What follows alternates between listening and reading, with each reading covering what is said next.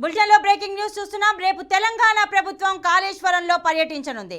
ప్రాజెక్టులో భాగమైన మేడిగడ్డ, సుందిల్లా, అన్నారం ప్రాజెక్టులను సందర్శించనుంది. ఇందుకోసం ప్రత్యేక బస్సులు కూడా ఏర్పాట్లు చేయనున్నారు. రేపు 2 గంటల పాటు కాళేశ్వరంలో పర్యటించనున్నారు. కాళేశ్వరం సందర్శనకు రావాల్సిన బీఆర్ఎస్ ఎమ్మెల్యేలకు మంత్రి ఉత్తమ్ కుమార్ రెడ్డి లేఖలు పంపారు. సందర్శించి సరైన సూచనలు చేయాలని లేఖలో కోరారు. సాయంత్రం 5:30 గంటలకు తిరిగి హైదరాబాద్కు ప్రయాణమవుతారు.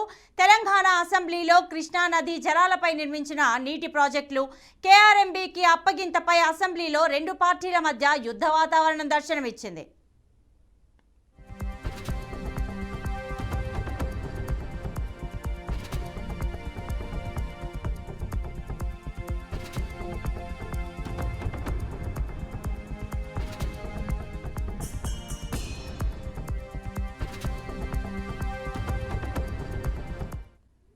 రేపు తెలంగాణ ప్రభుత్వం కాళేశ్వరంలో పర్యటించనుంది.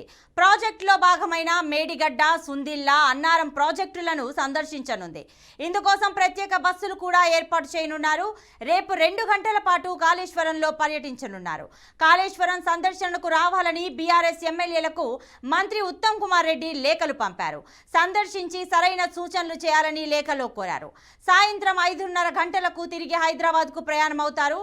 తెలంగాణ అసెంబ్లీలో కృష్ణా నది జలాలపై నిర్మించిన నీటి ప్రాజెక్టులు కేఆర్ఎంబీకి అప్పగింతపై అసెంబ్లీలో 2 పార్టీల మధ్య యుద్ధ వాతావరణం దర్శనమిచ్చింది.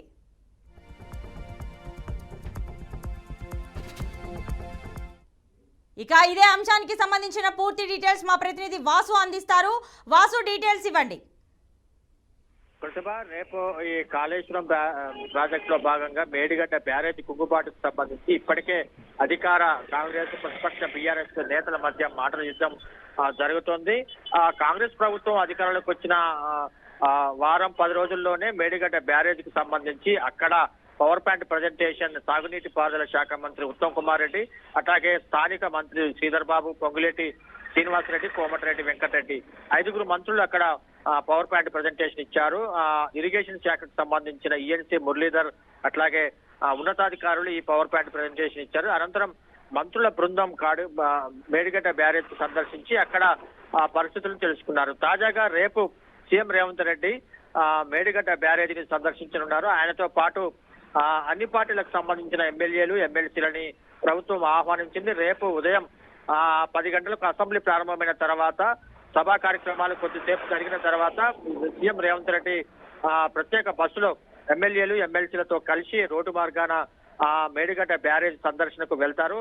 దాదాపు మధ్యాహ్నం 2-3 గంటల సమయంలో అక్కడికి చేరుకొని అక్కడ మేడిగడ్డ బ్యారేజ్ సంబంధించిన కుంగుబాటుకు సంబంధించిన వివరాలు స్థానిక సాగునీటి పారుదలకు సంబంధించిన ఉన్నతాధికారులు కానీ, రాష్ట్ర సాగునీటి పారుదలకు సంబంధించిన ఉన్నతాధికారులు అక్కడ రివ్యూ నిర్వహించనున్నారు సీఎం రేవంత్ రెడ్డి. ఆ రివ్యూ అనంతరం సాయంత్రం 4 గంటలకు ఆయన మీడియా సమావేశం నిర్వహించి అక్కడ తాను చూసిన వాస్తవ పరిస్థితుల్ని మీడియా ద్వారా తెలియజేసే అవకాశం ఉంది. సాయంత్రం 5 గంటలకు తిరిగి రోడ్డు మార్గాన మేడిగడ్డ బ్యారేజ్ నుంచి హైదరాబాద్ కి సీఎం రేవంత్ రెడ్డి చేరుకోనున్నారు. రేపు ఏదైతే మేడిగడ్డ బ్యారేజ్ కు సంబంధించిన షెడ్యూల్ ఉందో, టూర్ షెడ్యూల్, ఈ షెడ్యూల్ అన్ని పార్టీలకు సంబంధించిన అసెంబ్లీలో బీఆర్ఎస్, బీజేపీ, ఎంఐఎం, సిపిఐ ఈ పార్టీలకు సంబంధించిన ఎమ్మెల్యేలని అట్లాగే శాసన మండలి సభ్యుల్ని కూడా ఆహ్వానించారు. వారితో కలిసి వెళ్లి మేడిగడ్డ బ్యారేజ్ ఏ రకంగా కుంగింది, దానికి సంబంధించిన కారణాలు కూడా తెలుసుకునే ప్రయత్నం ఈ సీఎం రేవంత్ రెడ్డితో పాటు ఎమ్మెల్యేల, ఎమ్మెల్సీల బృందం కూడా తెలుసుకునే అవకాశం ఉంది. రేపు సీఎం రేవంత్ రెడ్డి అక్కడ పర్యటన చేసిన తర్వాత మేడిగడ్డకు సంబంధించిన ఇప్పటికే విజిలెన్స్ విచారణ ప్రభుత్వం చేపట్టింది. దానికి సంబంధించిన సమాచారాన్ని కూడా వెల్లడించే అవకాశం ఉంది. రేవంత్ రెడ్డి టూర్ నేపథ్యంలో ఇంట్రెస్టింగ్ ఈ టూర్ కు సంబంధించిన రేవంత్ రెడ్డి ఏం మాట్లాడుతున్నారు అనేది కూడా ఇంట్రెస్టింగ్ గా మారింది. Pratibha. Right Vasu, thanks for the details.